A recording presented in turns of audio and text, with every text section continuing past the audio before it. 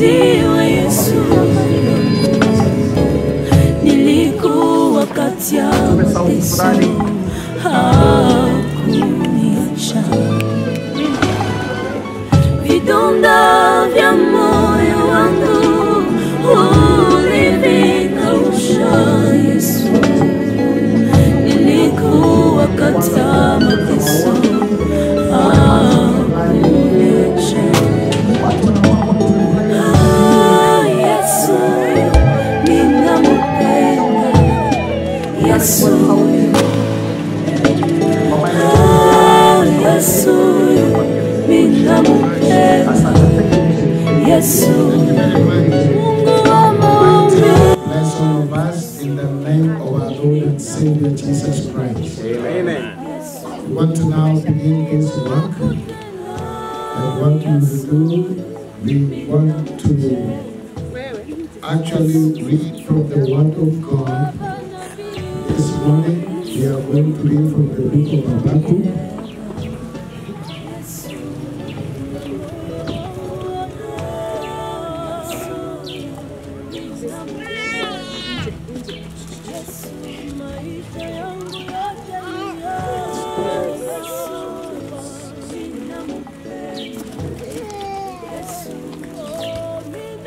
We will read from the book of Habakkuk, Habakkuk chapter 2.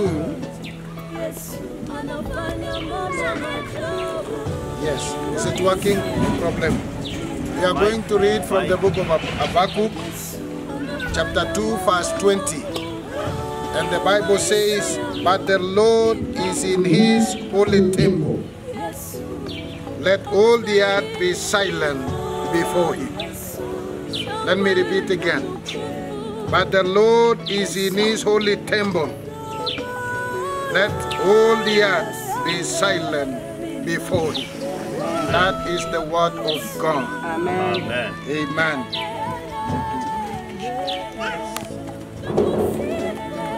Thank you. Thank you so much.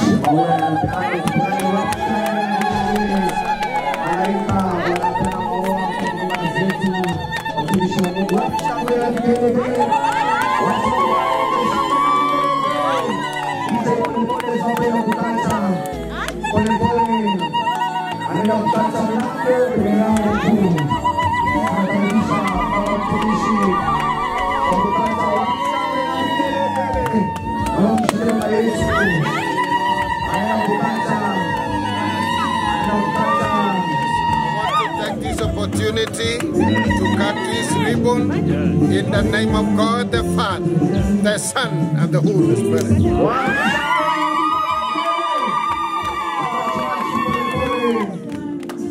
Haya anafanya anoint these gates so that when the children of God are going to the house of the Lord, this gate is anointed. I want to anoint this gate in the name of God the Father, God the Son, and God the Holy Spirit.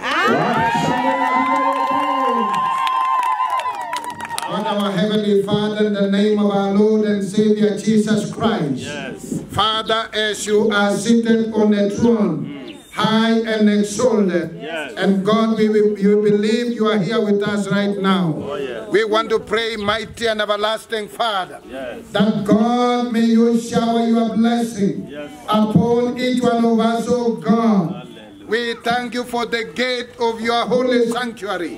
We want to dedicate this gate to you, so that when your children are going in, oh God, they'll be able to go safely. Every negativity of the evil one, we don't want to go beyond this gate. In the name of Jesus Christ, may you cover this gate with the blood of Jesus Christ. May your angels, oh God, protect this gate in the name of Jesus Christ.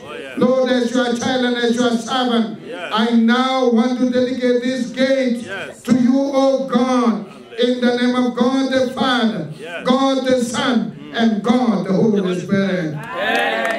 naomba sasa baba mtumishi utaingia, utatangulia wana wimbo pole pole tu, tukimatch pole pole tukisema kwamba this fight is God. DJ give it to us please. Atakuja kupokezwa bana pole pole, na nyinyi smile bwana, smile wakati baba wetu anakuja. Welcome our father, we love you so much. Welcome to Gospel Nation Limited. Atakupokezwa sasa bana, atakupokezwa bana. Ataenda kuifungua. Ataifungua. Ataifungua alafu wakati ribbon anapokezwa hiyo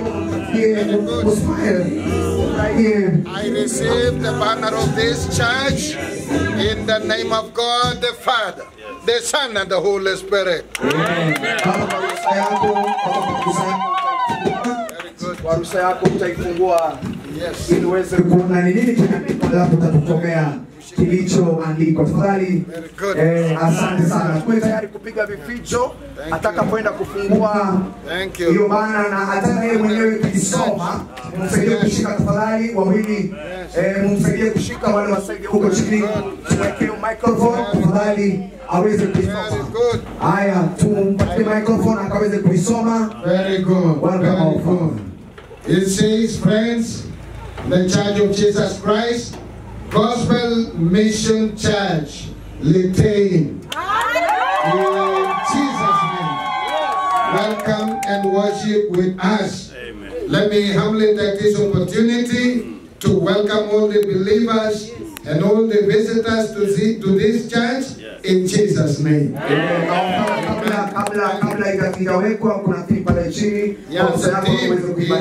This is your center for genuine worship. Amen. Prayer line 0715 341 400. And I want you to know that the services will be done in the morning between 7 and 10. And then thereafter 10 and 12:30 main service. Amen. Power of prayer in the morning. Amen. Wednesday 10 to 5 p.m. Bible study and miracle service. Amen. On Friday 7 p.m. to 12 a.m. in the morning Kesha. Every first Friday every month. That is wonderful, beautiful. Saturday 4 p.m. to 5 p.m. praise and worship. And then Monday to Thursday, 6:30 to 7:45 p.m. morning devotion. Amen. You cannot afford to miss the services. Amen. Tunaomba pia uweze kukata ribbon ya mwisho, na baada ya hapo naomba wimbo mzuri wekwe. Tutafanyia celebration ya kusherehekea kwa madhabahu pale tafadhali. Karibu sana baba na karibu sana Gospel Mission Litein. Thank you. Let me once again, as we read from the Word of God, this is the holy sanctuary where God resides. We now want to take this opportunity to officially open the gate of this church in the name of God the Father, God the Son, and God the Holy Spirit. Tafadhali naomba baba uweze kufungua mlango, hiyo milango yote sasa ifunguliwe. Kwa ruhusa yako baba, ukituruhusu tutafungua mlango. Yes. Wacha baba tufungulie mlango, kumaanisha kwamba tumeruhusiwa kufanya ibada zetu na zimebarikiwa. Naomba DJ baba ukiwa hivyo, naomba uwe mzuri sana. Tusimame nyuma ya baba yetu. Tusimame nyuma ya baba yetu na mama yetu Pastor Ashley wakaribia hapo na watu wa Mungu. Nataka tuweke wimbo mzuri, mama yetu Pastor Ashley na wale watumishi wa Mungu watatangulia. Alafu wimbo mzuri, wimbo wa kimataifa tafadhali. Tunasema kweli ni Mungu. Twingie tu pole pole. Wapi shangwe na vigelegele wewe?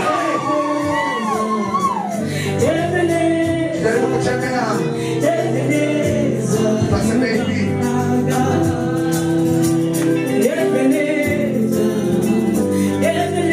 That is it. Ebenezer.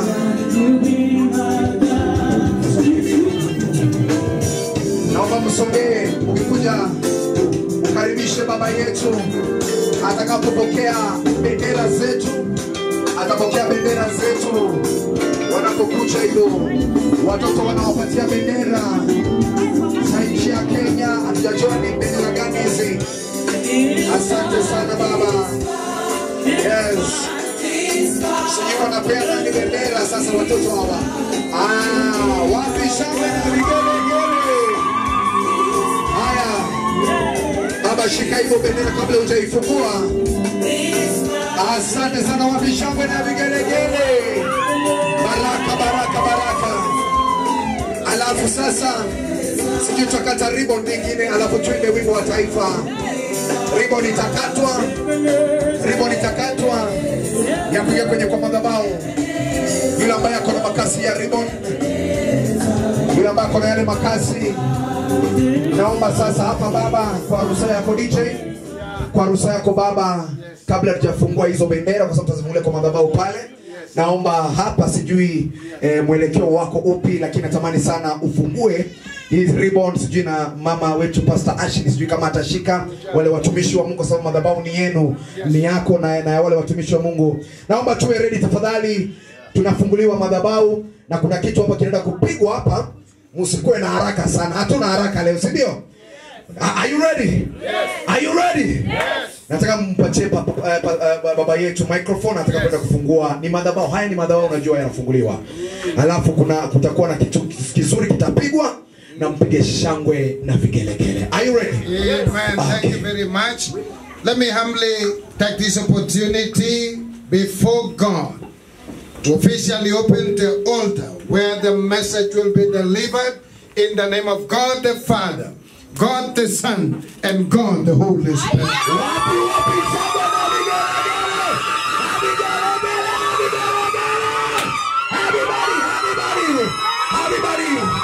Natamani DJ weke hiyo wimbo. Tunataka kuingia kwenye madhabahu sasa baba. Sijui utaingia pale hadi kwa madhabahu. Hadi pale kwa madhabahu ili uweze pia kuyabariki. You anoint the altars.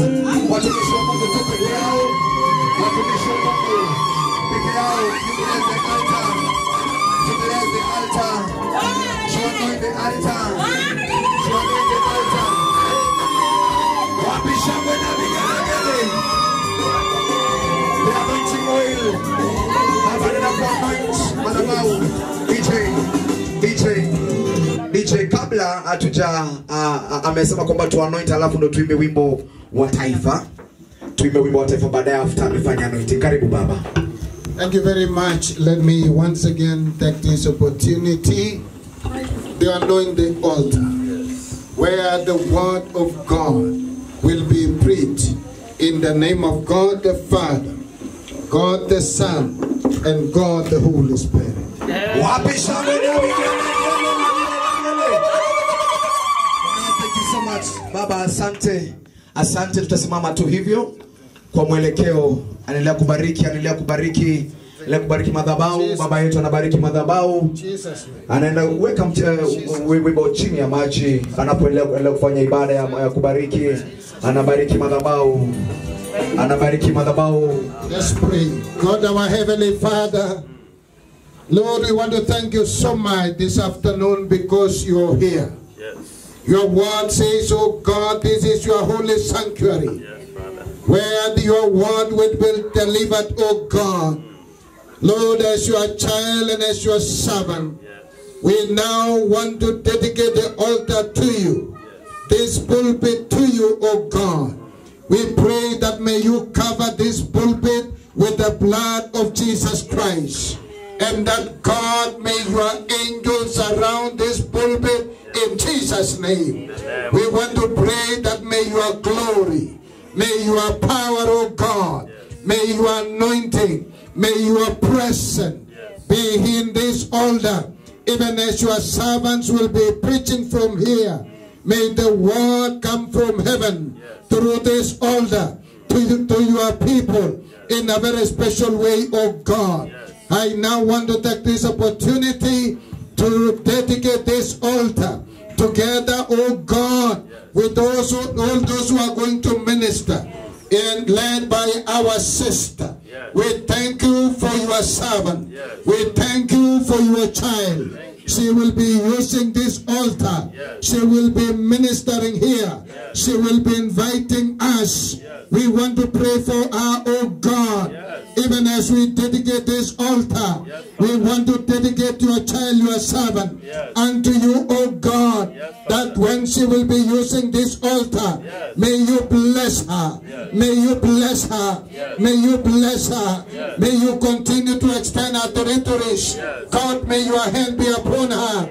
Remove every negativity of the evil one against her. We commit her to you. We commit even the summons that will be delivered here, oh God, in the name of Jesus Christ. We dedicate, oh God, all the messages that will come from you through this all the mighty and everlasting Father. Thank you, Jesus. We are sensing your presence. We are sensing your anointing. We are sensing your goodness. May you continue to perform. May miracles, oh God, happen in this church. May your people be healed in the name of Jesus Christ. Thank you, God. We want to now dedicate this church to you. Dedicate even the seats to you. Dedicate even the members to you. The believers to you. The men and women and the youths and even the young generation. We bring all of them to you. In the name of God the Father, God the Son, and God the Holy Spirit. Amen. Amen. Thank you so much, our Father. Tupige baba yetu makofi. Tutasimama hapo kwa madhabahu. Tutasimama hapo kwa madhabahu. Naomba sote tutulie kwanza. Nataka kwa heshima ya nchi yetu, kila ambaye amesketi asimame juu. Kwa heshima ya nchi yetu, tutaimba wimbo wa taifa. Hiyo ni kukuwa na heshima kwa nchi yetu. Bendera zetu zipo hapa. Na ninaona bendera nyingi ambazo tumepewa kumaanisha kwamba sisi ni watu wazalendo ambao tunapenda Mungu na tunapenda nchi yetu ya Kenya. Naomba bendi yetu tuongoze kwenye wimbo wa taifa. Karibu sana. Kila mmoja ambaye ameketi kama ni mtoto, naomba usimame kwa heshima ya hii ibada ya siku ya leo. Karibu sana. Mungu nguvu yetu,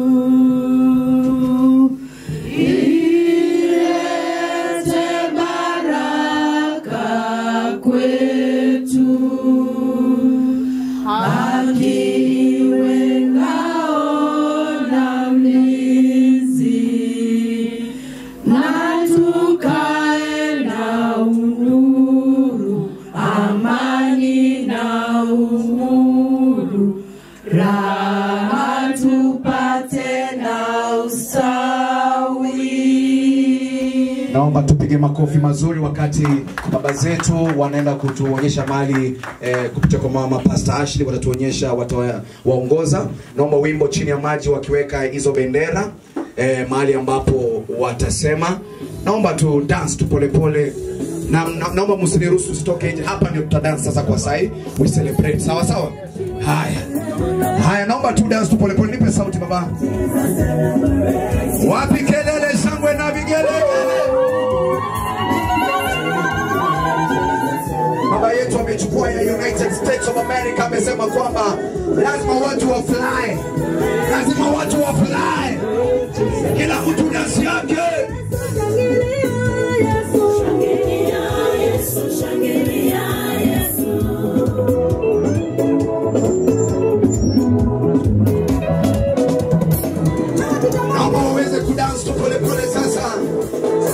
Everybody, let's dance. Let us out, Ibona. Watu wa pale nyuma, twende. It's time for celebration. Kama uko na kitamba. Kama uko na kitamba.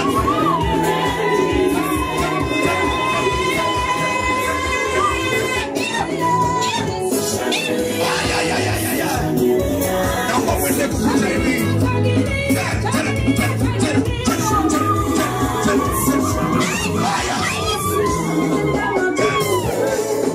Kila mtu.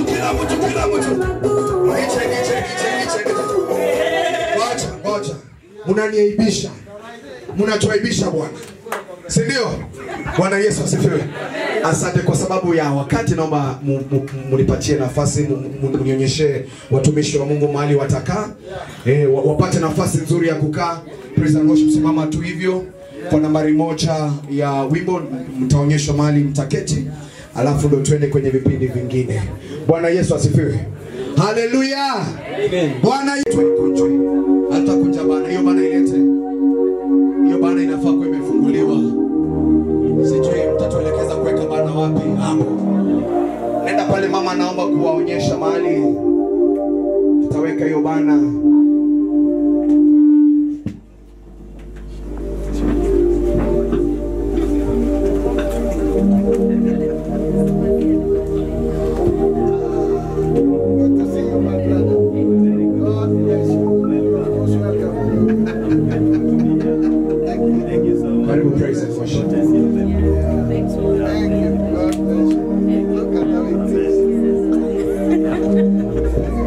Tusimame juu.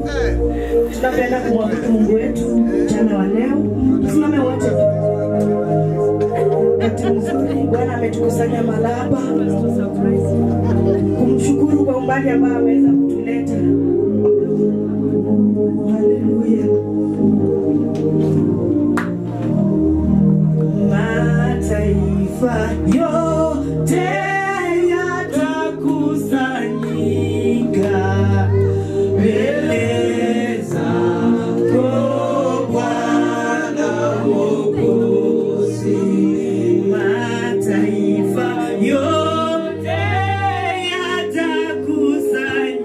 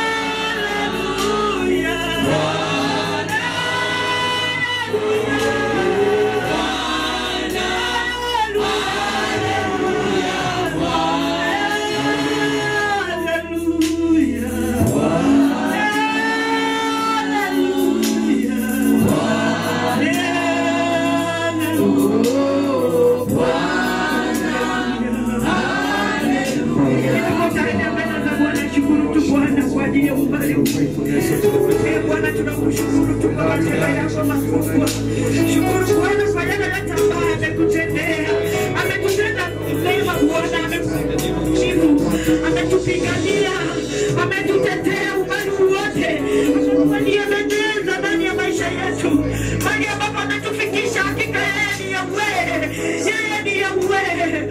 We honor you Lord. Worship you this morning. Tunakushukuru ni kwa sababu unastahili Jehova. We glorify your name, oh God. Whatever you have brought us, oh Jehova. Tunainua jina lako asubuhi ya leo mtakatifu. Maana hakuna aliye kama wewe. Umbali ambao umetuleta Jehova. Asubuhi ya leo tunasema wewe ni Ebeneza. Tunasema ya kwamba wewe ni Ebeneza. Wewe ni Yahweh. Wewe ni Yahweh. Simba wa Yuda. Usiyeshindwa ni wewe Jehova. Tunakuabudu kwenye madhabahu haya ambayo Bwana siku ya leo unaenda kuyaweka wakifu. Si kana kwamba ni mageni mbele za uso wako, ila katika Bwana ni mageni Jehova. Unasema ya kwamba popote watakapopakanyaga umewapa maeneo yale kubadili. Tunaomba kutawala na kumiliki maeneo haya katika jina la Kristo. Tunaomba ya kwamba ukatawale programu zetu. Roho wako Mtakatifu atuongoze kwa kila jambo Bwana, enda mbele zetu. Tutangulie Mungu mwenye nguvu. Tutangulie Roho wa Bwana. Enda mbele zetu Roho Mtakatifu. Asante Bwana ni kwa sababu unaenda kujitwalia utukufu. Asante kwa ajili ya wageni wetu. Hapa siku ya leo ni siku ya utofauti ndani ya maisha yetu. Na Bwana unaenda kutenda jambo jipya. We glorify you. We worship you Jehova. Asante Bwana ni kwa sababu wewe ni mwema. Asante Mtakatifu. Na ni katika jina safi la Yesu Kristo tunaomba na hata kuamini. Amen. Wapi shangwe na vigelegele. Naomba ujitwalie kiti, ukaketi tafadhali, na ambia mwenzako karibu katika ibada hii ya siku ya leo. Msalimie to make sure amesmile. Kama unaona sura yake ikae ya kusmile, make sure amesmile, Make sure amesmile. Kama unaweza kumchuna kama shavu kidogo, kama shavu tu, kama unaweza tu, unamwambia karibu katika ibada ya siku ya leo. Amen. Amen. Thank you so much wageni wetu ambao mmekuja.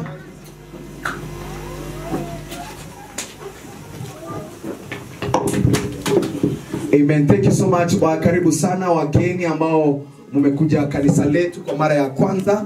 Tunawakaribisha sana. Na mjihisi kwamba umefika kwenye nyumba ya baba yenu. Amen. Asante sana. Kanisa la Gospel Mission Litein tumetoka mbali sana.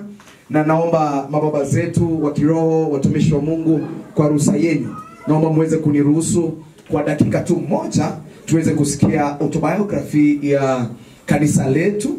Mujue kanisa letu limetoka wapi na umejua kanisa letu limefika wapi. Kwa ruhusa yenu naomba muweze kuturuhusu. Sawa sawa? Mkinikataza ni sawa. Asante sana. Naomba tuweze kumkaribisha mtoto wa hii familia, mtoto wa hili kanisa, ili aweze kuona kanisa imelea watu. Karibu sana mheshimiwa, kijana wa hii area, kijana ambaye amelelewa na hili kanisa. Sasa tumpigie makofi anapoenda kusomea autobiography ya kanisa yetu. Karibu sana. Thank you so much. God is good. Bwana Yesu asifiwe. Mnafurahi siku ya leo kweli? Mnafurahi? Asante sana kwa kufika. Ambaye yako mbele yenu anaitwa Enoch. Mlelewa wa ili kanisa venye mmesikia. Sitaki kuongea mengi juu tunakimbia na muda. Ningependa tujue hii Gospel Mission imetoka wapi, ilianza wapi na inaelekea wapi ama namna gani. So this is a short biography of the church Gospel Mission Litein. So the church Gospel Mission Litein was founded in 2024 through the vision of our mom, Pastor Ashley Mugendi, who felt a strong calling to plant a church that will bring hope and transformation to the community. The first services were held under a simple red-dented hall with only few members. There are very few members, I know, at that time. But their hearts were full of faith and commitment. By God's grace, the church grew, and in 2025, the congregation has moved into their new sanctuary that is being dedicated today. And that's the reason we are here today. Our mission is to make disciples of Christ through preaching the word, building strong families, and serving the community. Then we also must value the prayers and the people of the community, unity and love as the foundation of our fellowship. Today, Gospel Mission Retain has over 50 members, vibrant children and youth ministries, active women fellowship, under the leadership of our mom, Pastor Ashley Mogendi, as the church continues to expand spiritually. As we look ahead, the church envisions planting new branches. We give all the glory to God, who has been our guider and provider from the beginning. And that's why I want to leave you with a small verse that says, and it's from the book of Psalms, chapter 126, verse 3. The Lord has done great things for us, and we are thrilled with joy. Thank you so much. Nawatakia sana siku njema tunavyoenda kuendelea na hii program ya siku ya leo, na Mungu atusaidie. Amen. Tupigie makofi kijana wa hii familia ya Gospel Mission Retain. Unaona imetengeneza vijana. Si imetengeneza vijana. Bwana Yesu asifiwe. Karibu sana, asante sana kwa kukuja katika ibada ya siku ya leo. Na naomba kwa muda, kwa sababu wakati wetu umeenda sana, naomba kwa ruhusa hii bado mniruhusu nimkaribishe mama mchungaji au pastor. Tusimame sote juu. Hii tusimame juu bwana. Mbona mnakuwa hivyo? Nataka tusimame sote juu. Yes. Nataka tupige makofi hadi wakati atakuja hapa atukaribishie atakaenda kuzungumza kwa sana. Wapi makofi Samuel? Wapi makofi? Najua kudansi. Dance kidogo. Dance kidogo. Twende kidogo.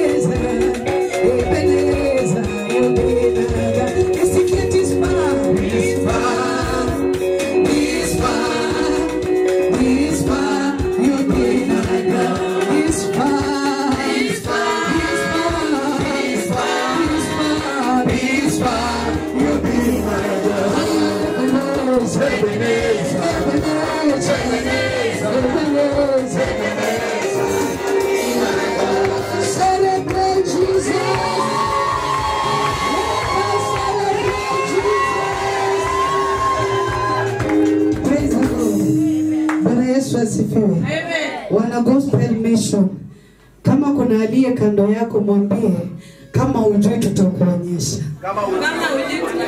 Mwambie tutamuonyesha the way we celebrate the King of Kings, the Lord of Lords, ambaye ametuweka mahali hapa. 1, 2, 3, celebrate!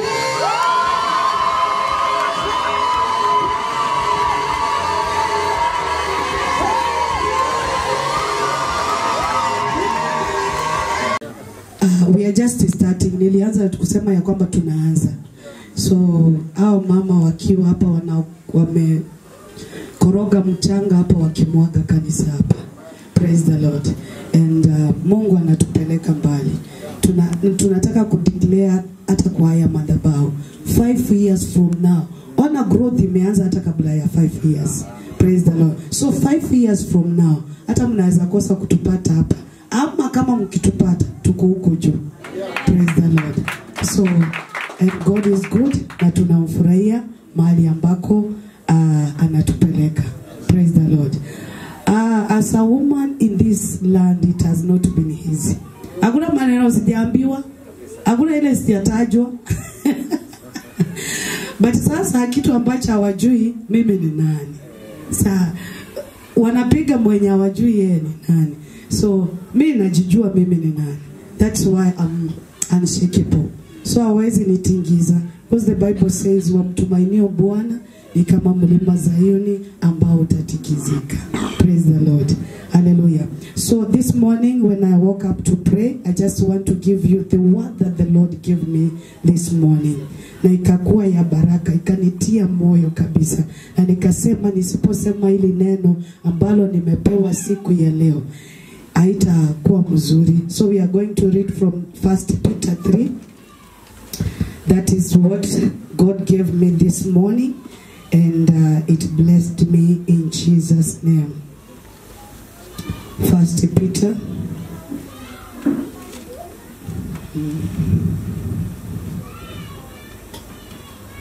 Katika maisha yangu tulipatana na Ashley alipokuja shule yetu kujiandikisha kama mwanafunzi, kama sababu mimi ni mwalimu wa neno la Bwana. Na nilipomuona niliona kipaji ambacho Mungu amemweka, na nikamwambia unaenda mbali. Ndio maana ametupa heshima kama familia kuweza kusimama na yeye. Na naamini sababu moja kubwa anasema kwamba one of the vision of the church is to establish families. Ameona kitu ambayo anataka Mungu atende katika huduma hii, ili kwamba kuwe na mafamilia ambayo inasimama kuweza kufunza neno la Mungu kwa watoto, kwa vijana, kwa wamama na wazee. Na kwa hivyo tunaamini kwamba Mungu atajidhihirisha kati yenu, kwa sababu madhabahu haya leo yamewekwa mbele ya Mungu ili Mungu aweze kujionyesha. Tunaamini pamoja na nyinyi kwamba Mungu atasimama nanyi, atawalisha kwa neno lake, na atajidhihirisha kwa mambo makuu ambayo atatenda kati yenu. Kwa hivyo nawatakia kila laheri. Tumeongea mengi, amenielezea kuhusu Apostle ambaye amempatia cover ya Gospel Mission ambayo sasa tumeisimamisha hapa Litein, na tunaamini kwamba neno litaenda mbele.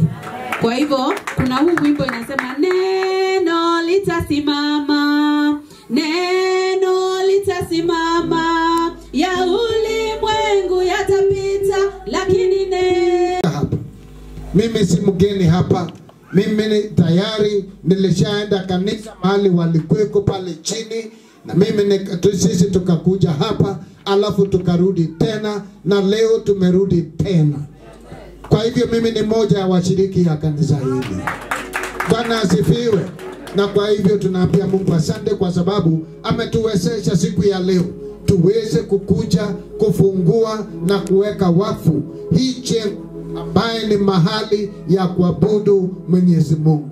Bwana asifiwe sana. Friends, nashukuru Mungu sana, na pia nataka niwashukuru kwa sababu muliweza kukuja ili tuweze kufungua na kuweka wakfu pamoja jengo hili katika jina la Yesu. Nataka pia nishukuru mwenzetu mchungaji John Langat ambaye yako hapa ataongea. Asante kwa kukuja ili tuwe pamoja na huyu hawa katika jina la Yesu. Pia napongeza kuna wanafunzi wetu ambao wamekuja. Pastor B hako hapa, alafu kuna mwingine pastor pale. Tunasema asante, simukaribishe hawa.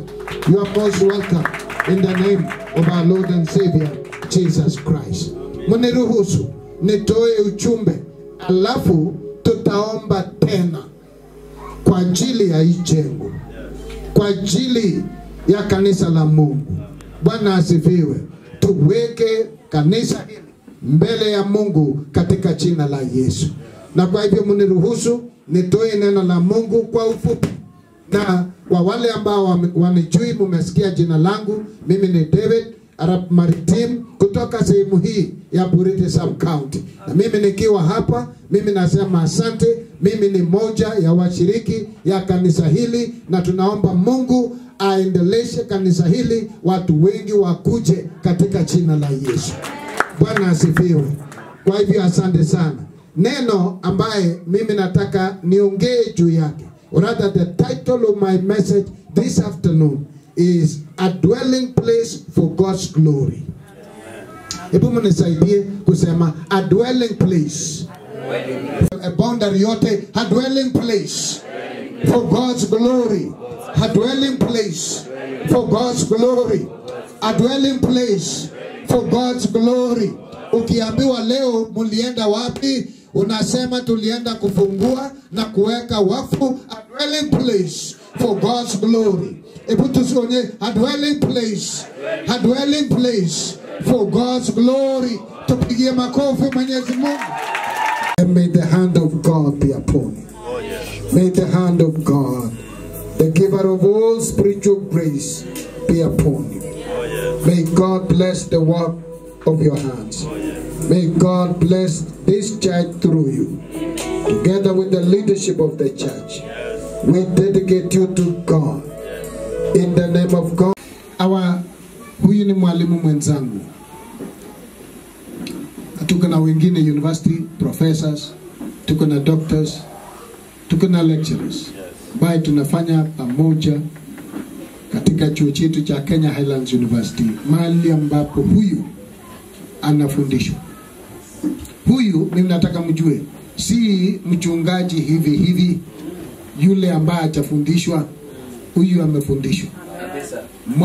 Mwisho wa mwaka huu tarehe 13 atahitimu ya kwanza. Si ni kweli? Pengine kujaliwa Mwenyezi Mungu ni next year tena atahitimu. Pale mbele atahitimu. Pale mbele atahitimu. Hivi karibuni anaitwa Dr. Ashley Mukendi. Tunaombea hizi ndio. Yeah, tunaombea hawa katika jina la Yesu. Kwa hivyo Mungu akusaidie katika jina la Yesu. Chuo chetu imapatiwa chata. Sio shule tena hivi hivi. One of the private Christian universities in the nation of Kenya. Mahali ambapo tumekubaliwa na nchi yetu, serikali ya nchi yetu ya Kenya, kuover degrees and diplomas in Jesus name. Bwana asifiwe. Sisi tunafundisha wachungaji, na mpaka wakati huu tuko na wachungaji kama 300 hivi ambayo tunafundisha. Moja yao ni huyu. Bwana asifiwe. Alafu tunafundisha pia walimu wa high school. Walimu ya high school, Bachelor of Arts Education and Bachelor of Science Education. Walimu ambayo tunafundisha ni kama 1000. Mnasikia? Wachungaji 300, walimu 1000. Alafu tunafundisha pia nurses. Ukusikia? Tunafundisha nurses. Tunapeana Bachelor of Science in Nursing Kenya Highlands University. Saa hii ninapoongea tuko na nurses kama 300 ambaye tunafundisha. Wa grupi ya kwanza, grupi ya pili, alafu grupi ya 3. Ya kwanza pengine hapo mbeleni kidogo watamaliza. Kwa hivyo tunashukuru Mungu sana. Bwana asifiwe. Tunafundisha pia managers. Ukusikieni? Managers. Managers ya bank, managers ya wapi multinational, managers ya SACCOs tunafundisha. Huyu mama, nikisema mama ambaye anasimamia Kenya Highlands SACCO, iko hapa town. Na saidi ghorofa 6 kwenda juu, Kenya Highlands SACCO. Mwenye anasimamia hiyo SACCO ni Mrs. Alice Koskei, graduate Kenya Highlands University. Mnasikia? Manager saa hii ukienda Bomet Kenya Commercial Bank, upige holding Kenya Commercial Bank, Bomet branch. Manager ya hiyo bank ni graduate Kenya Highlands University. Hivi karibuni tulikuwa na yule aligraduate, alikuwa hapa Litein Commercial Bank, sijui amepigwa transfer wapi katika nchi yetu ya Kenya. We are training leaders katika chuo chetu. Viongozi, senator, ibusikia, senator wa West Pokot, Reverend Julius Murgul, senator wa West Pokot, alisoma Kenya Highlands University. Bwana asifiwe. Alafu ya mwisho ndio nipatie hawa. Ya mwisho, Vice Chancellor, hebu sikieni, Vice Chancellor Kabarak University. Vice Chancellor ambaye anasimamia masomo Kabarak University, Academic Affairs, Professor John Ochola alisoma Kenya Highlands University. Mnasikia? Wengine wanafanya university, serikali, wengine wanafanya universities, wengine wako nje za ng'ambo wakifanya kazi ya Mungu, wengine ni wachungaji, wengine ni maaskofu, wengine ni missionaries wanafanya kazi ya Mungu. Ninaposimama mbele yenu, mimi mwenyewe nilisomea Kenya Highlands University. Baada ya kumaliza form 4 nikaenda pale. Na mimi nimerudi baada ya kuendelea na masomo yangu, nimerudi pamoja na mke yangu ambaye hata yeye alikuwa anasoma Kenya Highlands University, tumerudi tunafundisha pale. Bwana asifiwe. Huyu ndugu mwalimu alikuwa anasoma pale. Huyu alisoma mpaka akafika form 6, alafu akakuja Kenya Highlands University. Saa hii one of the lecturers in Jesus name. Bwana asifiwe. Na tunaomba hivi karibuni, my sister, God Mission Church hata muwe na Bible School. Nilisema chemi. Angalia mbele katika jina la Yesu. Bwana asifiwe. Kwa hivyo tunasema kama una mtoto ama unataka kusoma, karibu Kenya Highlands University. Tunafundisha even administrators. Wale wanataka kuwa machiefs, wale wanataka kuwa DO, wale wanataka kuwa DC, wale wanataka kuwa county commissioner, wanataka kuwa regional commissioner, tunafundisha. Hapa ng'ambo Kisii, hebu msikie hapa ng'ambo Kisii, one of the DOs ambaye anaitwa Julius Rono alisoma Kenya Highlands University. Ng'ambo hii, Bwana asifiwe. Julius ni DO saa hii. Sisi tunafundisha watu ili waende wakifanya kazi ya serikali, wakifanya kazi yao, lakini zaidi wahubiri katika jina la Yesu. Mungu awabariki na waongoze sana. Karibuni Kenya Highlands katika jina la Yesu Kristo. Kwa hivyo huyu ni mchungaji, aseme kidogo, apatie mwingine mwalimu. Baada ya mwalimu tunapatia ndugu wetu aseme katika jina la Yesu. Amen. Mungu awabariki sana na waongoze katika jina la Yesu. Amen. Bwana Yesu asifiwe kanisa. Hebu tumpigie Bwana Yesu makofi. Nipenda kuchukua nafasi hii kwanza kabisa kumshukuru Mwenyezi Mungu ambaye ameniwezesha kwa kanisa hili ambalo lina utukufu wa Mwenyezi Mungu. Amen. Pastor Ashlyn is my testament. All right. Every time we are at Kenya Highlands, tunaketi pamoja na Ashlyn. Yeah. Very good. Ashlyn kwa ufupi kabisa. Yeah. Sijui kama alikosa mahali angekuwa chuo kikuu, lakini Mungu akamfungulia njia, kwa sababu njia imefunguka Kenya Highlands. Actually it is very bright. Yeah. Wengine sema vizuri hiyo. Huyu mchungaji ako na hekima kabisa. Asante. Bwana Yesu asifiwe. Amen. Tumekuja kujiunga nanyi na kwa sababu ya mwadhiri wetu ambaye pia ni kiongozi wetu wa ibada zote ambazo zinafanyika Kenya Highlands. He is our chaplain as well as our lecturer in Kenya Highlands. And we are also honored to have our lecturer who is also going to speak and introduce himself. And I want to say I'm a pastor at a church in Kabianga, almost to University of Kabianga, called Mobego Africa Gospel Church. I am married to Lillian B. I am a father of 2 boys. One is at Kenya State University, and another one is at finishing his form 4 this year.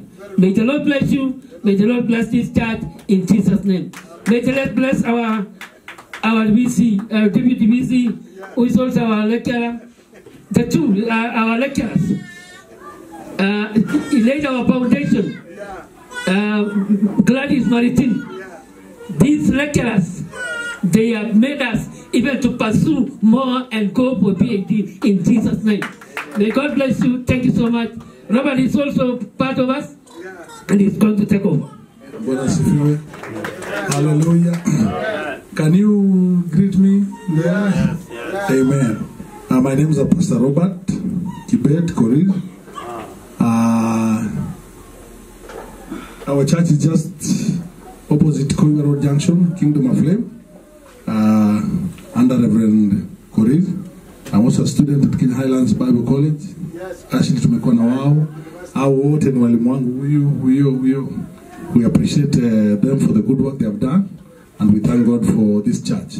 Actually, ni kazi mzuri. Mungu aendelee kukusaidia, simama na kazi ya Bwana kwa mwaminifu, na Mungu atapanua kanisa. Otherwise, God bless. Asante kwa makaribisho. May the Lord be with you. Amen. Amen. Pigia makofi kwa jina la Yesu. Amen. Uru wa Yesu. Ebu msalamie mwalimu wa Asli. Habari zenu? Praise the Lord. Yeah, I want to thank God. Nashukuru Mungu.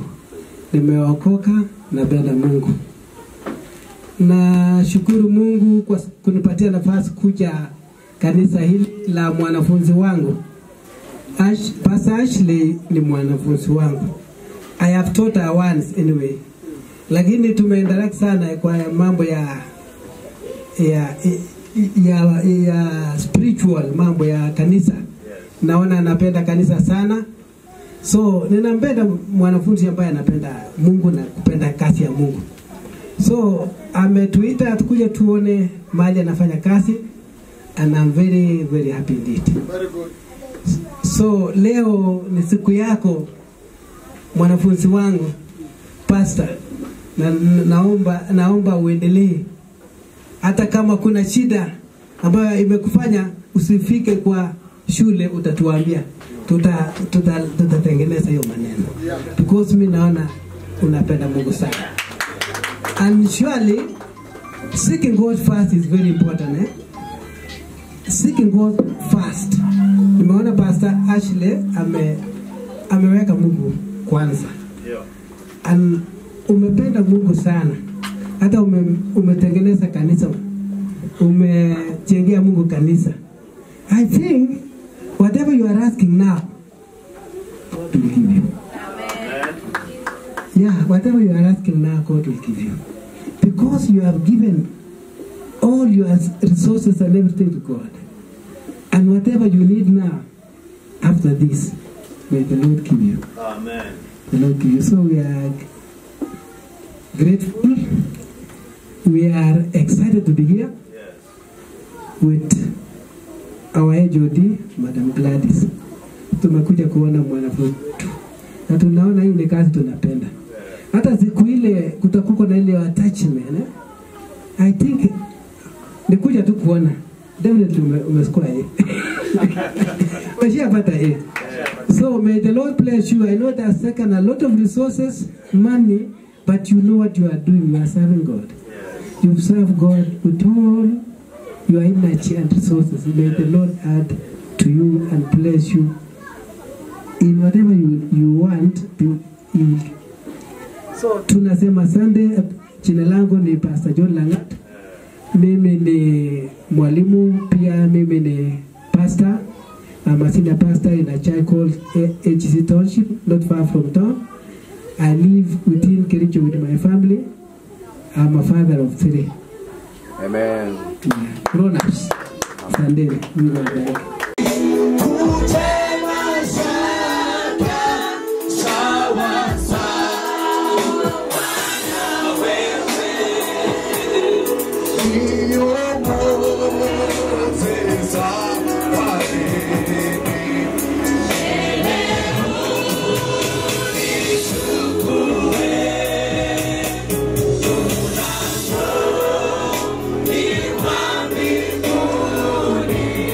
He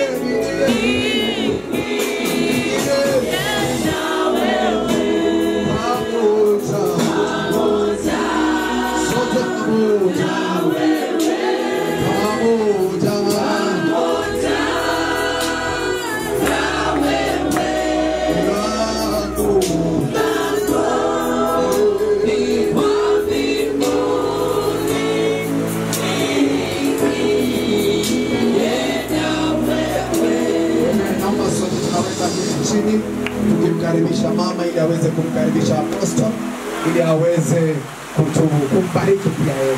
Karibu sana. Let us celebrate Jesus, tumshangilie Bwana katika jina la Yesu. Hallelujah. Yes.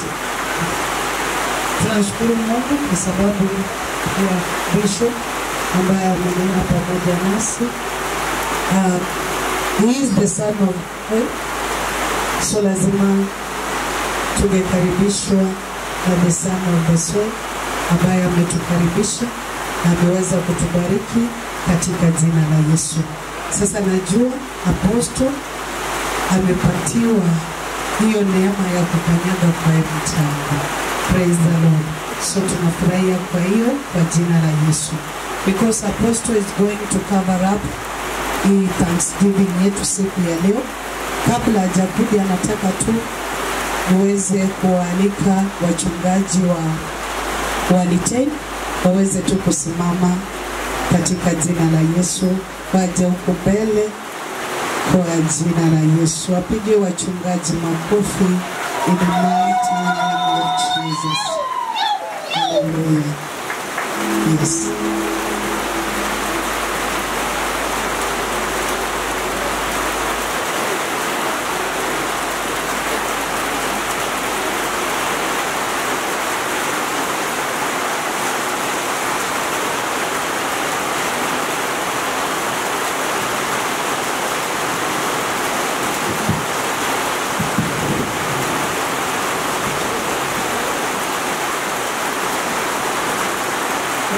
Praise the name of the Lord. Bwana asifiwe. Amen. Nimeokoka na mpenda Yesu. Amen. We are so happy to come to this place. And I want to say congratulations to Pastor Ashley together with the members of this altar. Amen. And because this is the dwelling of God's presence, I know miracles, signs and wonders will accompany this altar. Amen. I am not a pastor, I am a pastor's wife. Nimekuja to represent JCC Litein and Pastor Ken Mutai hayupo, alienda waliitwa JCC Bamburi. They were big commission because hata anasoma theology, and that is why he's not here, and that is why I am here. We also have some members of JCC. Fanyeni hivi kama wako hapo, tumekuja kusema congratulations and may the Lord bless you in Jesus' mighty name. My name is Marian Moroni Mutai. Bwana Yesu Kristo asifiwe. Tusalimiane wale katika jina la Yesu. Pia ningependa kumshukuru Mwenyezi Mungu ambaye ametenda jambo hili. Ametufikisha mahali hapa Mama Ashley, na tunasema congratulations. Mungu azidi kukubariki. Asante sana pia Reverend kwa kuweza kukuja kufanya kazi hii. Kila mara tunaongea na Ashley, ananiambia kwamba unafanya kazi nzuri mahali hapa na anakufurahia sana. So Mungu azidi kukubariki. Pia Apostle, may God bless you. Mimi naitwa mchungaji Aaron Ngetesh. Na mimi na uhudumu katika kanisa Getsemani Litein Africa Gospel Church. Tulishiriki na Ashley kabla apate ministry yake. Anakiwa kanisa letu alikuwa anafanya kazi ya kuhudumu. So hapo ndipo tunaona kwamba hakika Mungu anatoa watu mbali. So Ashley, tunakuombea na Mungu azidi kukubariki. Pokea tena salamu za Getsemani, wanakusalimia. Na nimekuja na moja Dorcas akupande, simama tuweze kuimba. Asante sana, Mungu azidi kubariki. Thank you so much. Hallelujah. Bwana asifiwe. Bwana asifiwe tena. Hallelujah. Tunashukuru Mungu sana kwa sababu ya siku ya leo. Ametuwezesha kuwa hapa siku ya leo kusherehekea yale Mungu ametenda katika jina la Yesu Kristo. So wacha nisema asante sana kwa Pastor Ashley najua kwa sababu mtumishi wa Mungu amehubiri na akasema ya kwamba this is the house of the glory of God. That is what is going to be experienced here in the name of Jesus Christ. That the glory of God shall continue to prevail in this house in the mighty name of Jesus Christ. Nashukuru Mungu sana kwa sababu ya Ashley tumemjua kwa muda si mrefu sana na ninajua ya kwamba ni mtumishi wa Mungu. So naitwa Margaret na tunahudumu kwa kanisa inaitwa Wonders Tabernacle Church katika jina la Yesu Kristo. Mungu awabariki katika jina la Yesu. Bwana asifiwe. Tusalimiane, haleluya. Amen. Niko hapa nishukuru Bwana kwa sababu ya uwepo wake na neema yake. Leo nimekuja nikasikia tu kuimba ile wimbo inasema ametenda maajabu. Bwana asifiwe. Si Mungu ametenda maajabu. Kanisa la Gospel Mission, si Mungu amewatendea maajabu. Nakumbuka siku moja tulikuja na mchungaji wenu akiwa ametuambia tarehe ya kulonchi kanisa na muda ilikuwa inaenda sana. Na wakati huo tunaona hakuna kitu imefanyika hapa. Tulikuja tu tukaomba watumishi wa Mungu, tukazunguka huko tukatangaza ya kwamba hiyo tarehe haitabadilishwa na italonchiwa kulingana na vile yeye mwenyewe alikuwa anataka. Na tumekuja hapa kusema Mungu ametenda maajabu. Bwana asifiwe. Haleluya. Umetenda maajabu na siwezi kueleza.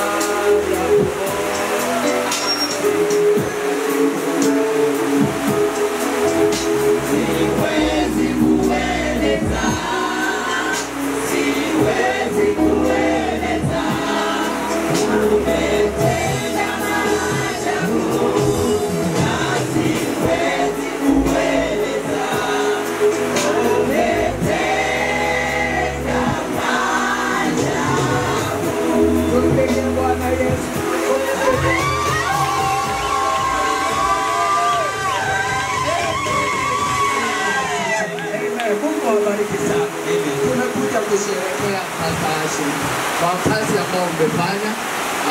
Nashukuru Mungu kwa sababu pastors ya town tuliungana pamoja na kuna tukasema kwamba tunataka kuwa kitu kimoja. So wengine hawajafika, lakini wengine nimetoka hapa na najua wengi yako wanakuja. So tunaamini ya kwamba kabla hatujamaliza watakuwa hapa. Bwana asifiwe. So Mungu aendelee kuwatendea mema. Hasa sisi tunaomba kwamba Mungu awaletee washirika. Hii kanisa ikuwe ni ndogo, within a very short time ianze kupanuka kwa jina la Yesu. Praise God. Hii kazi ni ya Bwana. Matthew chapter 16 verse 18. The Bible says, I will build my church and the gates of hell shall not prevail. Mungu anaenda kuimarisha kazi yake. Mungu anaenda kubariki kazi yake katika jina la Yesu. Mungu awabariki. Mimi naitwa Pastor Ken Light. Huyu ambaye ametoka ni mtu wangu. Tunahudumu katika kanisa la Wonders Tabernacle Church hapo karibu na Litain Factory. Mungu awabariki sana. Karibuni wageni wetu. Karibuni sana. Mungu awatende mema. Amen. God bless you.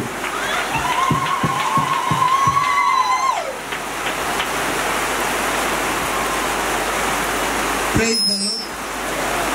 Kwa hivyo asanteni, thank you. Asante wachungaji kwa sababu nimewaona, nimefurahia.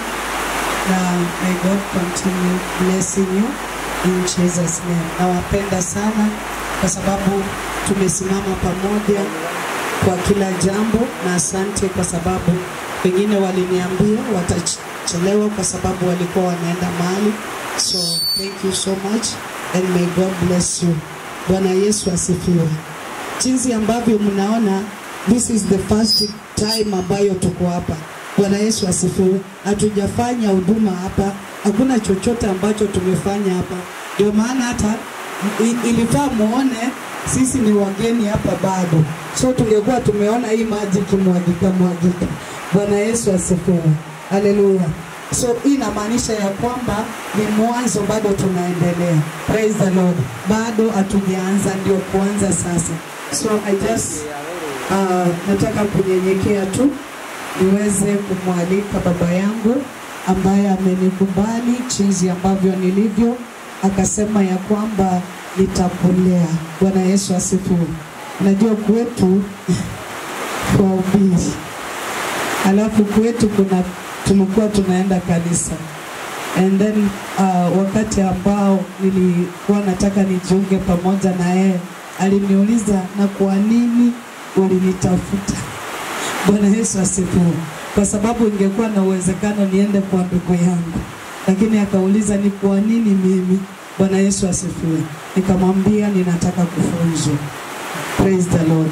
Kuna mahali ambako uwezi funzwa na kuna mahali ambako unaweza funzwa. Bwana Yesu asifiwe.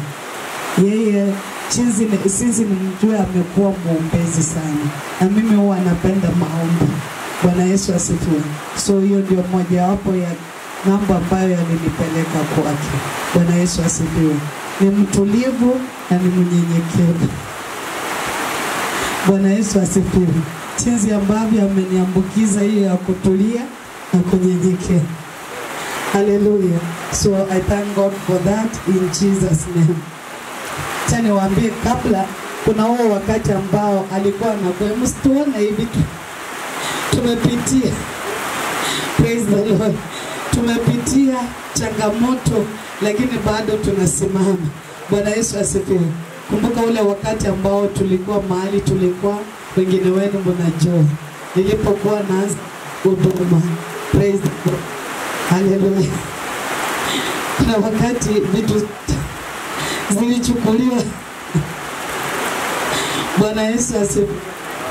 Niliambiwa zinaenda safari zirudi. Sikujua Mungu alikuwa anataka nianzie huko chini. Halafu nikaambiwa ya kwamba vitu zikapelekwa, nikifikiria zinakuja kesho yake. Praise the Lord. Kesho yake ikafika saa 11, and that is on a Friday. So Friday saa 11. Imagine kesho ni Saturday, halafu ikuje Sunday. Bwana Yesu asifiwe. Friday ikafika, nikaambiwa pastor, viti zote na vyombo hakuna kitu inarudi. Tafuta zangu kuendelea na huduma. Praise the Lord. Kapigia apostle simu. Mmetufanya nini? Praise the Lord. Ilikuwa time ya give up. Ilikuwa time kama wewe si ambaye ameitwa ungeacha. Bwana Yesu asifiwe. Kwa sababu ni ule wakati ujue uongee lugha gani, hata hakuna lugha. Praise the Lord.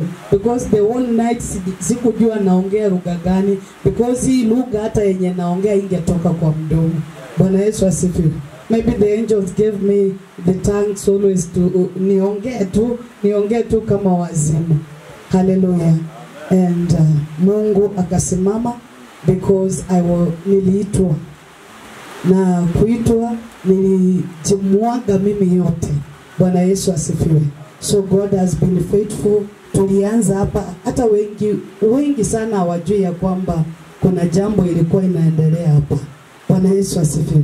Wengi wamekuja kuona tukihamisha vitu, kwani mnaenda wapi? Praise the Lord. And that is the working of the Lord. Hallelujah. So I just want to welcome my father, Apostle, akuje aweze kuintroduce pia wale ambao wametoka Gospel Mission Kisii, kwa sababu that is where our headquarter is. Since our bishop has anointed the soil, sasa nadhani amekukaribisha. labda akupatie mkono katika jina la Yesu. In Jesus name. Shangilie katika jina la Yesu. As we welcome our Father, as we welcome our Apostle Charles Ouma to retain gospel mission in Jesus name. Thank you.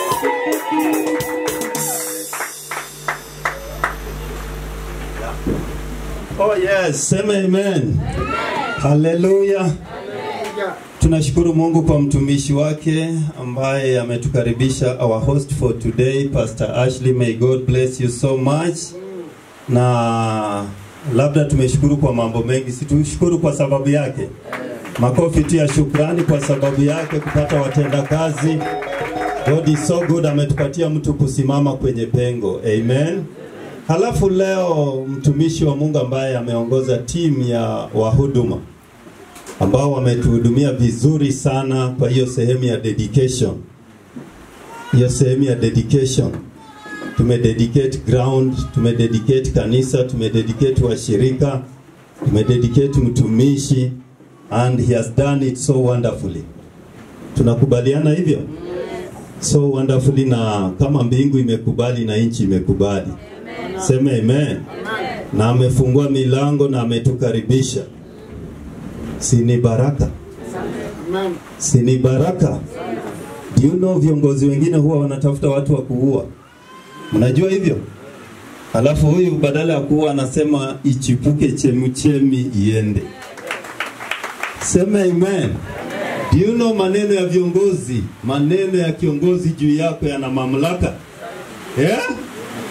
Kwamba anakukaribisha na anakuachilia kwamba tenda kazi, tenda. Hallelujah. Reverend David Maritim, we are so blessed to have you here and your team. We are so blessed for you to stand on behalf of all the servants of God on this land. Kwa sababu sisi sasa leo ni wageni, sisi ni wa missionary. We are coming to join you.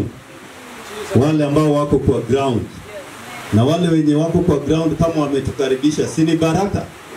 Tushukuru Mungu kwa ajili ya mtumishi wa Mungu, mke wake na timu yote ya Kenya Highland University. May God, tusimame tu kwa miguu yetu, piga tu makofi mazuri ya shukrani bila wivu.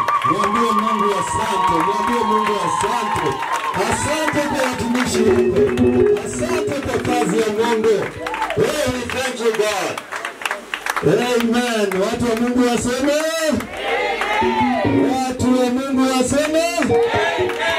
Hawa walitutangulia Kericho County, si ndio? Si walitutangulia? Walitutangulia mara mbili. Wacha nikwambie, mara ya kwanza walitutangulia, wamezaliwa kwa hii county. Sawa sawa? Kimwili, si wamezaliwa hapa? Wanajua mambo ambayo sisi hatujui. Sema amen. Hayale madhabahu yote yaliyo hapa, hao watu wanajua. Alafu wametangulia kuokoka na wametangulia kuhubiri. Alafu anatuambia karibuni, tumekanyaga simba chini tuue. Pigia Yesu makofi mazuri mazuri mazuri mazuri. Hallelujah. Amen. So tunashukuru Mungu. Reverend Bishop, Mama, may God bless you and your team. Kama hatutapata nafasi ya kufika Kenya Highlands University, mupeleke salamu zetu na shukrani zetu. Na tayari nasikia mmepata mwanafunzi ama wanafunzi wengine hawajaongea. Tayari mmepata mpaka wanafunzi wengine. Sema amen.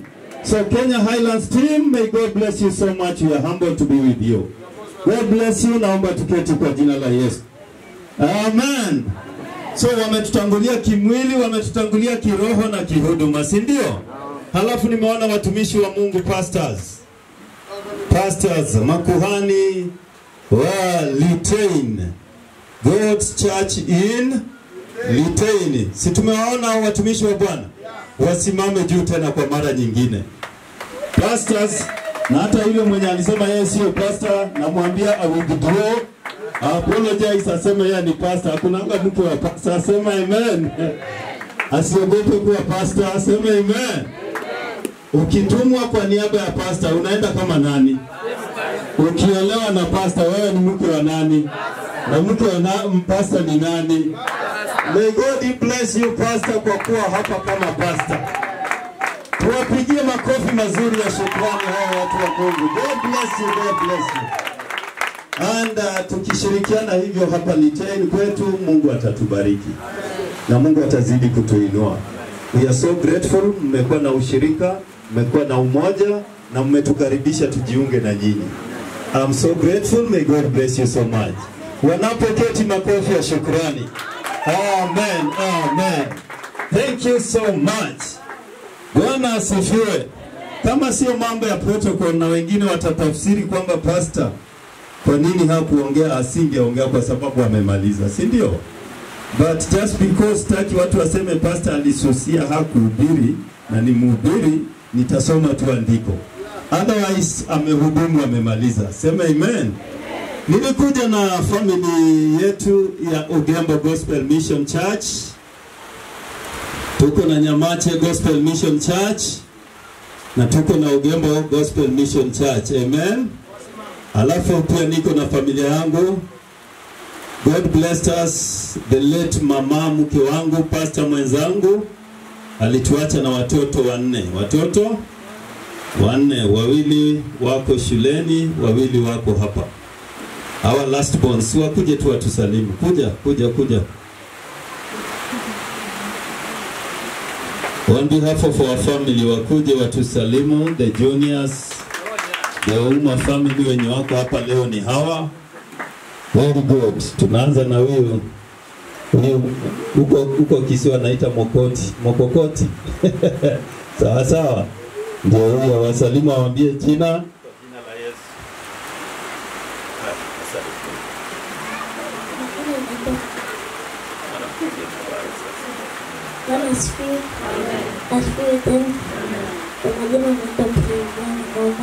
Praise Wema Oma.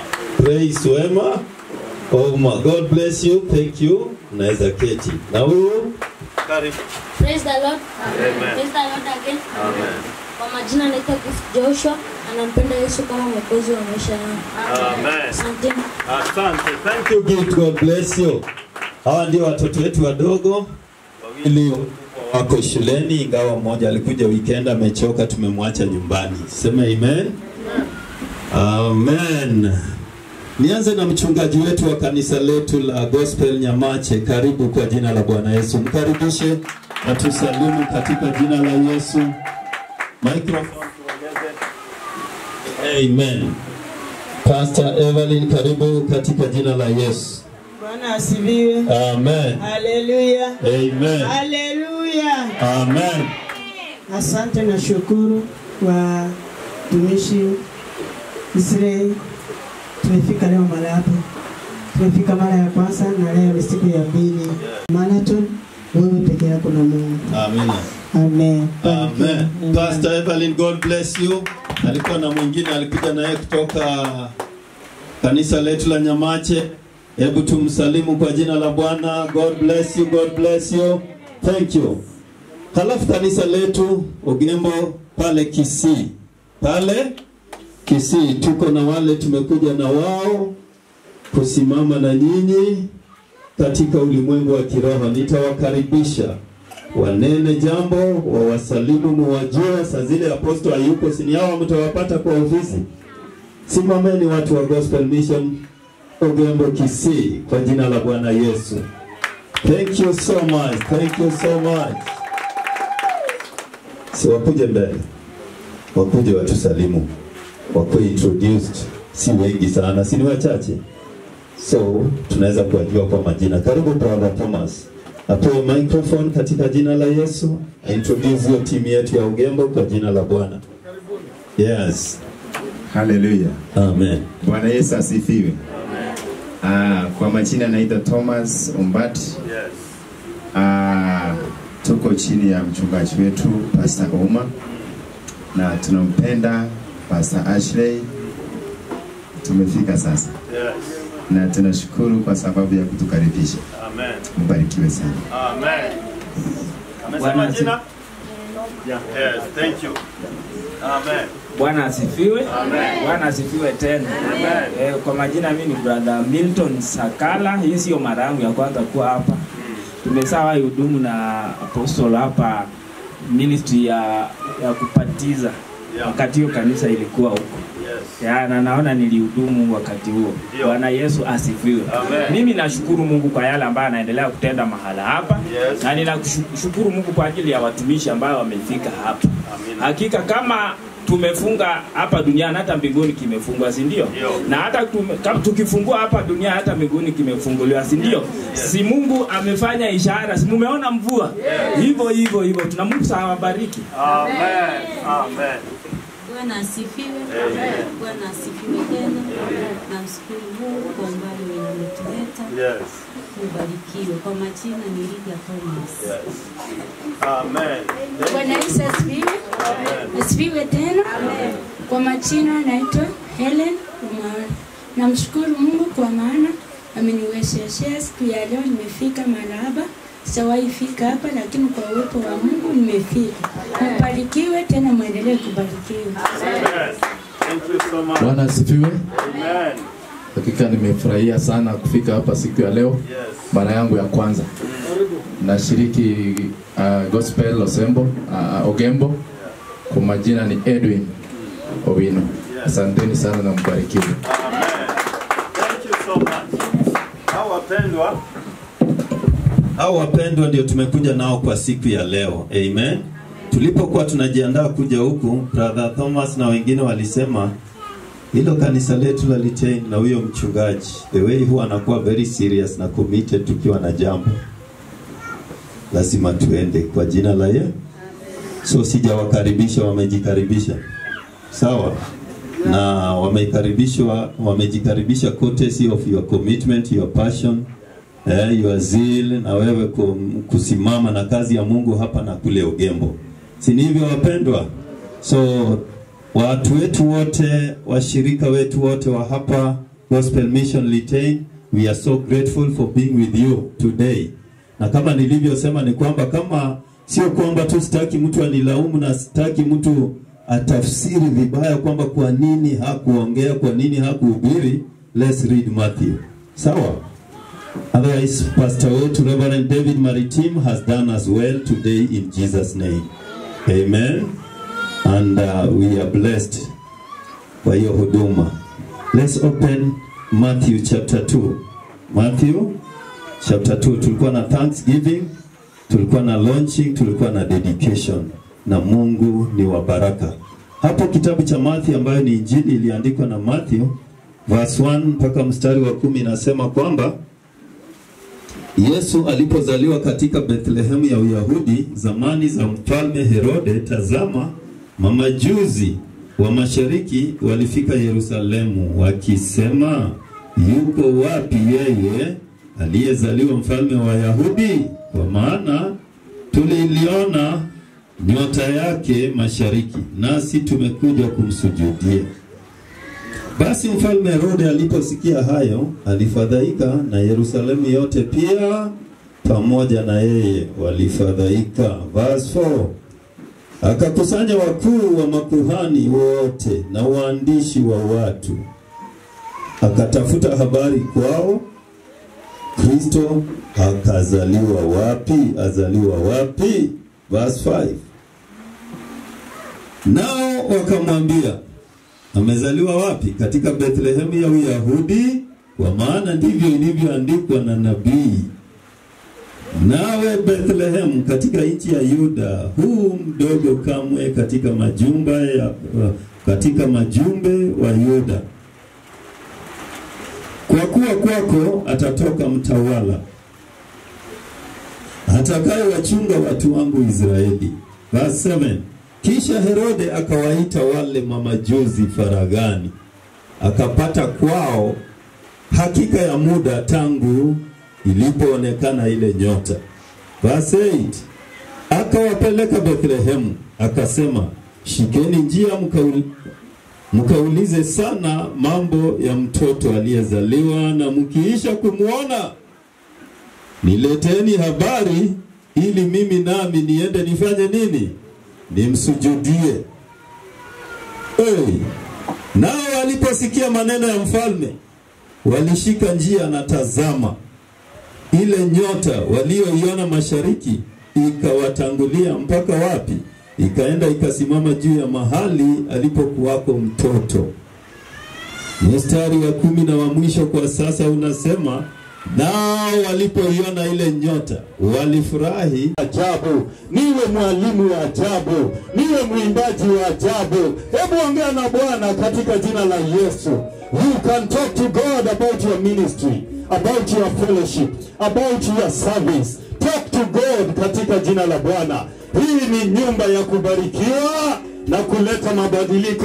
Jehova, Jehova Luten, leo tumefika. Leo tumekuwa mashahidi kwamba mwana wa Mungu amezaliwa, huduma imezaliwa, maono yamezaliwa, madhabahu yamezaliwa.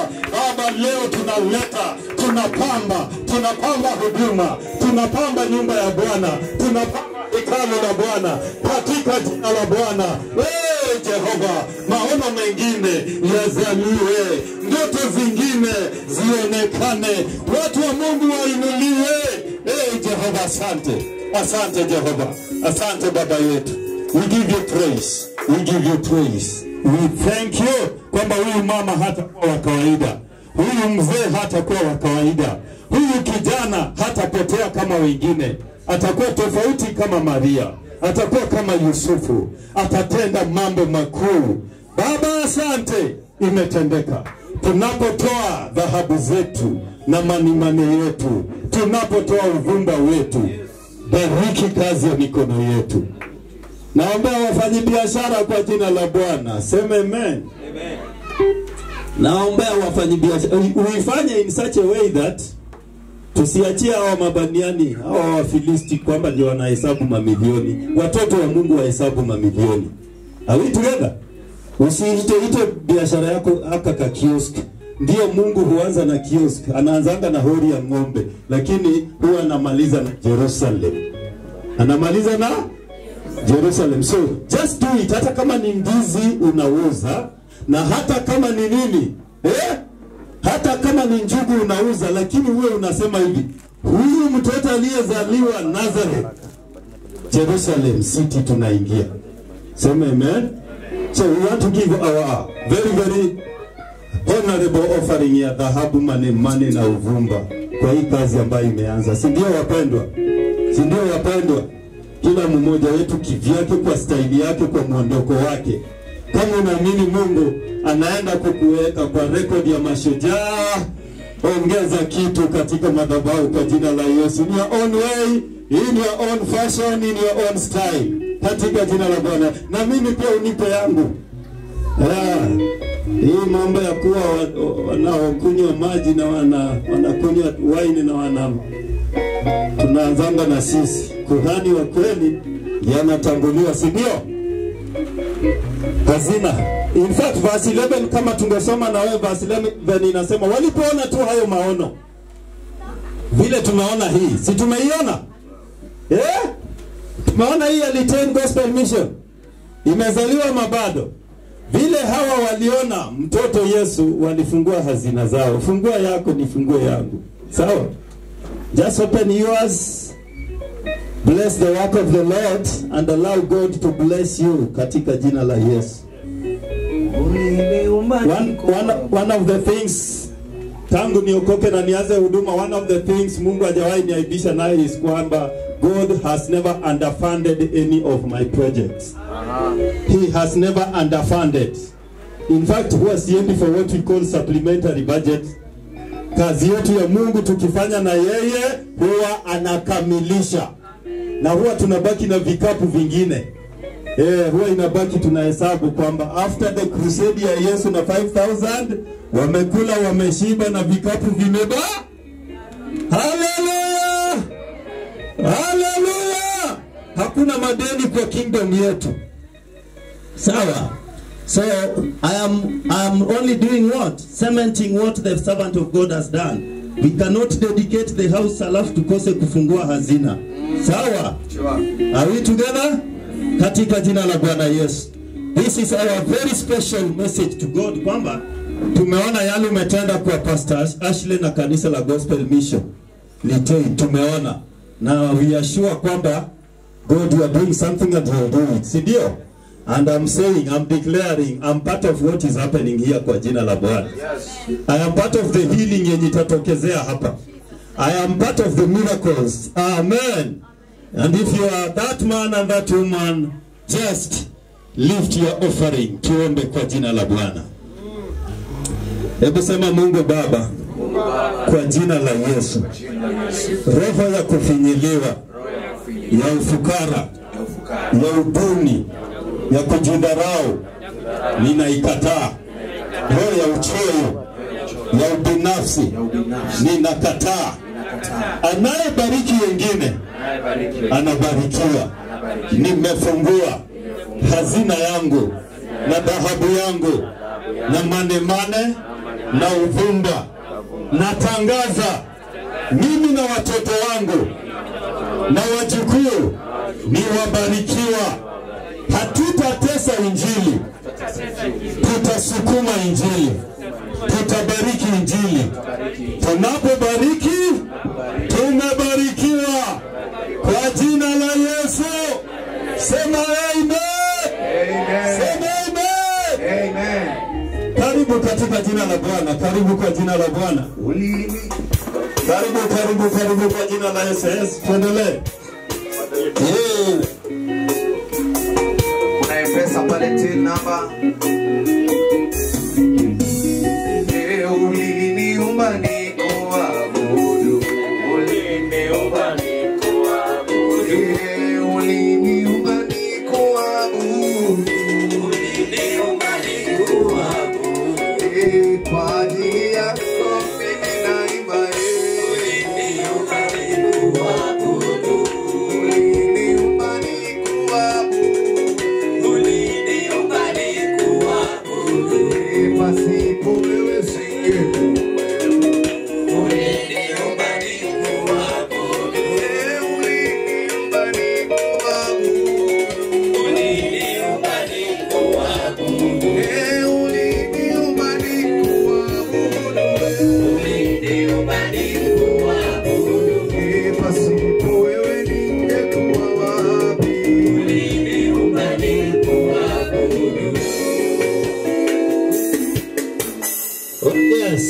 Oh yes. Kuhani aliyefanya dedication anaitwa Reverend Bishop David Maritim. Siatangaze baraka kwa hiyo offering yetu. Siatangaze. Atangaze. Sema amen. Siatangaze kwamba Bwana tumebarikiwa. Tunatoka miongoni mwa walioshindwa tunaingia kwa group ya washindi. Amen. In fact Bishop alisema kama kuna watu huwa wanashiba, sisi huwa tunashiba. Njaa iende mbali kwa jina la Yesu. Njaa iende mbali. Na formula ya kufukuza njaa sio uchoyo, ni ukarimu. Are we together? Tuachane na uongo. No beggar has ever become a millionaire. We have so many beggars in the world kwa kila street. Have you heard even one beggar becoming a millionaire? No. Never. You don't become rich and blessed because you are grabbing and possessing. You become rich and blessed because you are like Abraham. Unatoa mtoto wako madhabahuni. Are we together? Kuna wale wanaomba M-Pesa baba mtumishi. Yes, soft money, ile pesa inakuja pole pole. Tunawasomea wanasema wajaona. Unaenda kwa M-Pesa? Yeah. Paybill? Yes. Paybill unaandika account number kwa wale wa M-Pesa umefika hapo. Account number ni 80 14. Umeenda haraka.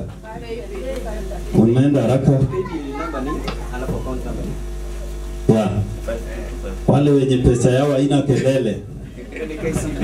Ile pesa inakuja soft pole pole.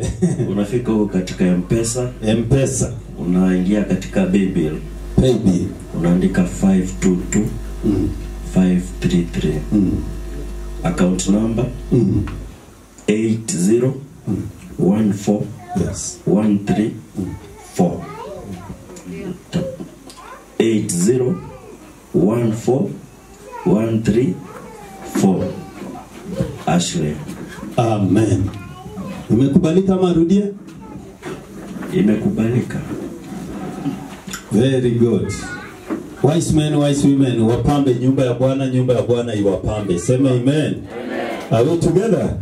Then as we are doing that, Bishop is declaring the blessings kwa maisha ya kila mmoja. Amen. Nimesema hivi, hiyo fimbo yetu lazima imeze fimbo ya wengine. Wanaofanya biashara, wanaofanya huduma. Ndio tumeanza kama makathedral ziko mbele zetu. Tunawa overtake kwa jina la Yesu. Umeruhusiwa ku overtake. Umeruhusiwa ku overtake wengine. Are we together? Just be a partner of God. May fimbo yako meza fimbo ya wengine katika jina la Yesu. Man of God, come and declare the blessings upon the people of God. Thank you. Let's pray.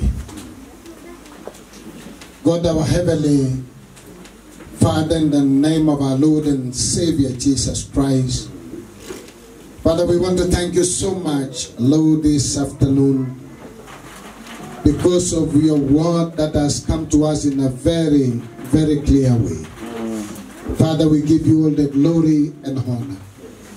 Father, we thank you because you are here. This dwelling place is for your glory. This is where, oh God, your presence is. We want to pray in the name of Jesus Christ. The Lord, may you continue to minister to your people in this very place in Jesus' name. Father, may this be a spring where mission and evangelism will, oh God, move all the way to the end of the world in the name of Jesus. Yes. Father, thank you for the many blessings that you have given us. We give you all the glory, mighty and everlasting Father. Yes. Before you and again before us is what we have given, oh God, for the extension of the ministry. Yes. We pray and thank you for those who gave, oh God. Oh, yes. Want to pray in the name of Jesus Christ, yes, that God, may you continue to bless in Jesus' name. Yes. May you continue to provide in Jesus' name. Father, we give you all the glory and honor. Yes. Thank you, Jesus. Thank you. We love you, Lord. Yes. May you continue to bless your people. Yes. Bless, oh God, bless in the name of Jesus Christ. Yes, and that, Lord, may you continue to extend our territories in Jesus' name. In Jesus' name. That, God, may your hand be upon us. Yes. We give you all the glory and honor. Thank you, Father. Yes. And friends, and now, may the Lord Almighty bless each one of you in Jesus' name. Amen. And keep you in Jesus' name. Amen. May the Lord Almighty make his face shine upon you in Jesus' name. Amen. And may the grace of God be upon you in Jesus' name. Amen. May the Lord turn his face towards each one of us and give us peace in the name of God the Father, yes, God the Son, yes, and God the Holy Spirit. Amen. Amen. Amen. Amen. Hebu shukuru makofi bila uoga, bila wivu, bila chuki. Hebu shangilia jina la Yesu. Hallelujah. We are a blessing, we are blessed. Sema amen. Nataka kukaribisha mchungaji Ashley. As we sit down, may be seated. Atuongoza hii section, hii phase ya pili ambayo aliniambia we have some special people with some special offerings, some special sacrifices for the wise men and for the wenye maono na wenye ndoto. I am also told hii team ya Ugembo pia wako na their gift. Okay? I'm also informed they also have their gift ya kusema asanteni musonge katika jina la Yesu. As she comes, I'm reading verse 11, the same Matthew 2 verse 11. Matthew 2 verse 11 ambayo inasema, wakaingia nyumbani wakamwona mtoto pamoja na Mariamu mamaye, wakaanguka wakamsujudia. Nao walipokwisha kumsujudia,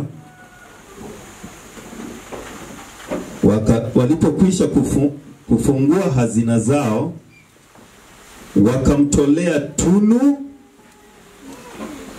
na dhahabu na uvumba na manemane. Tuseme amen. Watu wa Mungu tuseme amen.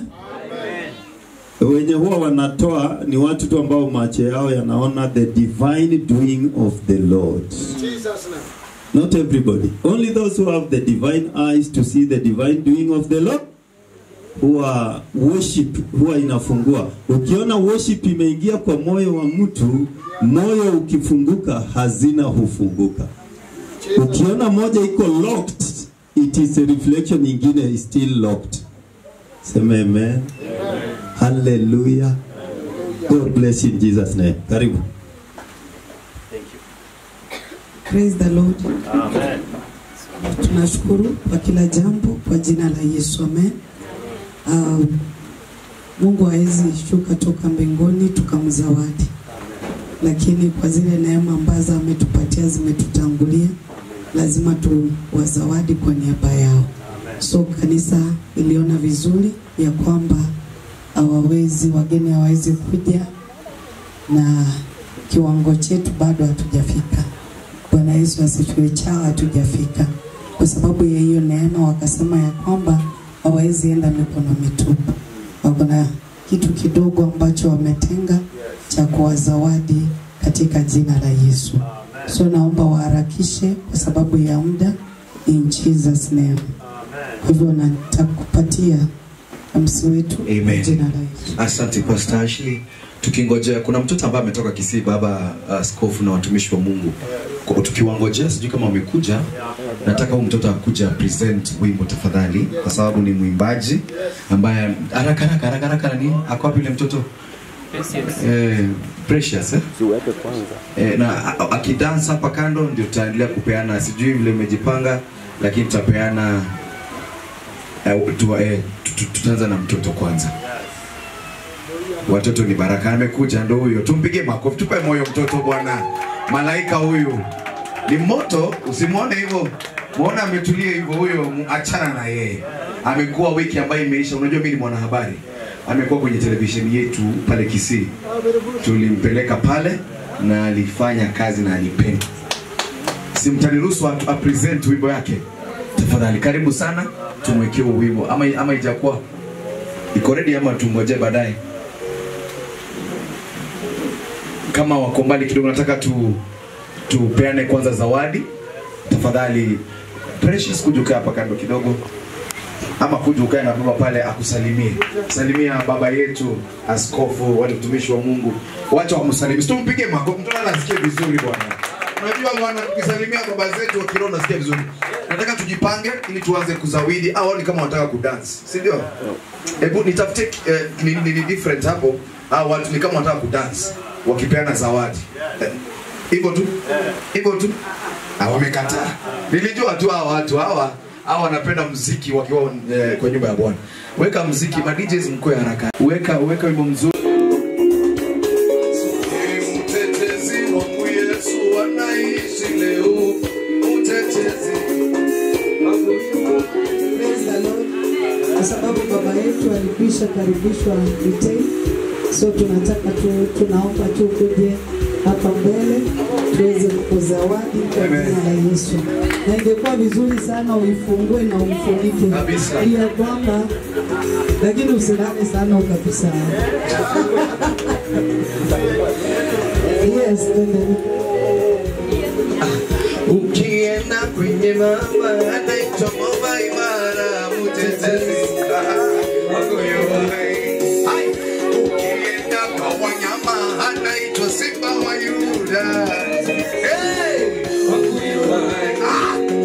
Ukienda kwenye miamba anaitwa mwamba imara, mtetezi. Mtetezi wangu Yesu, wapi shangwe na vigelegele? Mtetezi wangu Yesu anaishi. Mtetezi wangu Yesu, mtetezi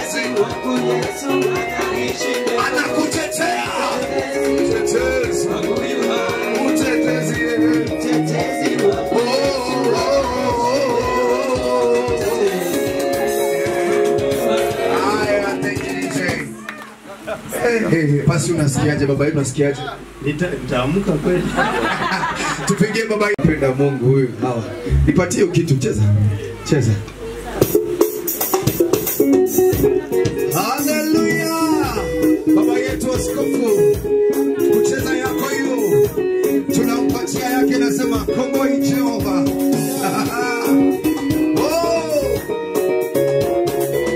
Kongoi Jehova.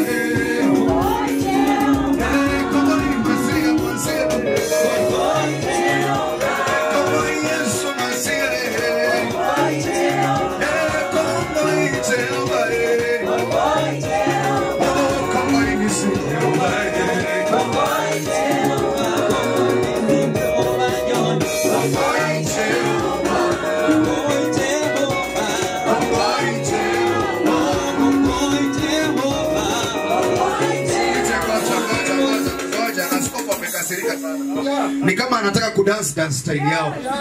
Hii design mnakuja hapa, simama hapa, askofu kaa hapo uone. Make sure askofu wetu anafurahia. Ayu na mama anafurahia. Mama songa hivi mbele. Kuna dance style na niliona uli dance vizuri sana hiyo dance. Weka hiyo niwaonyeshe. Hivi. Make sure unafurahia hiyo. Nilimwambia askofu lazima afurahie.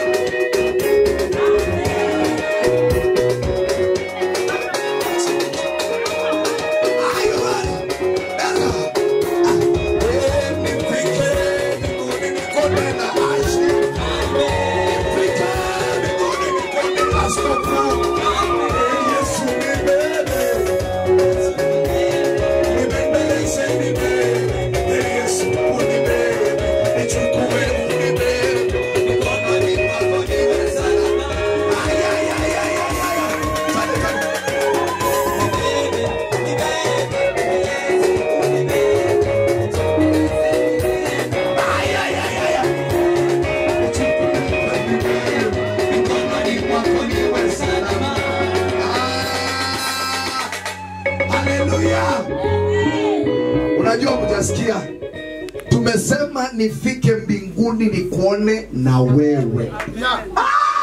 Hiyo ni nzuri hiyo. Nani mko na gift? Tafuta mtu mnapewa gift. Haraka. Wacha nipende. Nimeambiwa hii lazima microphone iongelewe. Praise the Lord. Amen. Huyu ukimwona hivi, huyu ndio mzee wa hii nyumba. Praise the Lord. Na huyu ndiye amefanya kazi yote hii yote mnaona hapo. Bwana Yesu asifiwe. Ingekuwa mbaya sana tuwazawadi tumwache. Praise the Lord. Amefanya ujenzi, alianzia kwangu akamaliza, akasema bado nitasimama kwa kanisa. Akasema ya kwamba hakuwahi kanyaga kanisa. But wakati alianza ujenzi kwa nyumbani, akakuja hapa nikamnunulia Biblia, akasema stoki kanisani. Bwana Yesu asifiwe. So amesimama kwa ajili ya hii kanisa tangia tuanze, achoki hata akiwa peke yake anafanya. Bwana Yesu asifiwe. Hata tukimwambia hatuna, yeye anafanya. Hata kama aendi yani anafurahia tu, unaweza pata amekuja hapa anafanya tu chochote hapa nje. Bwana Yesu asifiwe. So nataka tu mumuombe. Just come and pray for him in Jesus name. Very good. Yeah.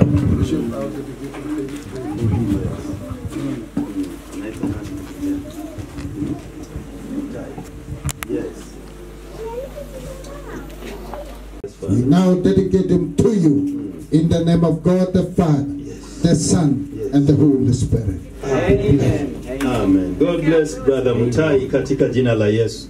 Barikiwa sana. Amen. Amekuwa kama Obed Edom, si ndio? Yes.